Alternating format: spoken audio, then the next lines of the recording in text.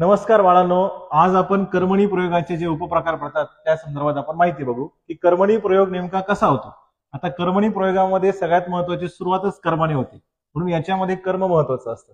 म्हणजे कर्म आहे ते कर्म नेहमी प्रथम अविभक्तीमध्ये असतं, कारण की त्याला प्रत्यय लागत नाही।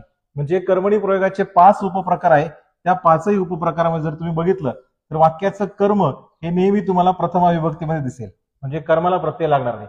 मग त्याचे उपप्रकार कसे ओळखायचे, तर त्यामध्ये सगळ्यात पहिला महत्वाचा प्रकार आहे तो म्हणजे प्रधान कर्तृक कर्मणी प्रयोग।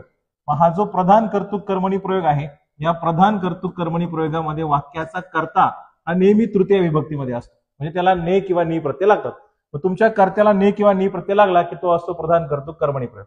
आता दुसरा प्रयोग आहे याचा शक्य कर्मणी प्रयोग। मग शक्य कर्मणी प्रयोग कसा ओळखायचा, तर वाक्याचा कर्ता हा नेहमी द्वितीय विभक्तीमध्ये असतो, त्याला सला ते सला ते प्रत्यय लागतात आणि क्रियापद नेहमी वतो वते वतात असे असतात, म्हणून त्याला आपण शक्य कर्मणी प्रयोग म्हणायचं।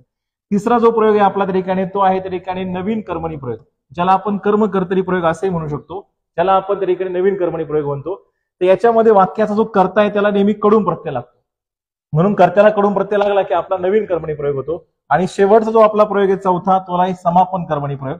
समापन कर्मणी प्रयोगामध्ये वाक्याचा कर्ता हा नेहमी षष्ठी विभक्तीमध्ये असतो, संयुक्त क्रियापद वापरलं असतं आणि क्रिया नेहमी समाप्त झालेली असते, म्हणून कर्त्याला षष्टीची प्रत्यय लागली म्हणून याला आपण समापन कर्मणी प्रयोग म्हणणार। आणि पाचवा प्रकार आहे आपला प्राचीन किंवा पुराण कर्मणी। या प्राचीन किंवा पुराण कर्मणीमध्ये वाक्याचा जो क्रियापद आहे याला नेहमी ज प्रत्यय लागतो, याच्यामध्ये करीजे बोलीजे पाहिजे अशी रूपे आपल्याला पाहायला मिळतात, म्हणून याला आपण प्राचीन किंवा पुराण कर्मणी प्रयोग म्हणणार। हे कर्मणी प्रयोगाचे 5 प्रकार नेहमी लक्षात ठेवा। कर्त्याच्या प्रत्ययावरून तुम्हाला प्रयोग ओळखता आला पाहिजे, कर्त्याला नेमकी कोणती प्रत्यय लागली त्यावरून तुम्हाला कर्मणी प्रयोगाचे 5 प्रकार ओळखता आले पाहिजे।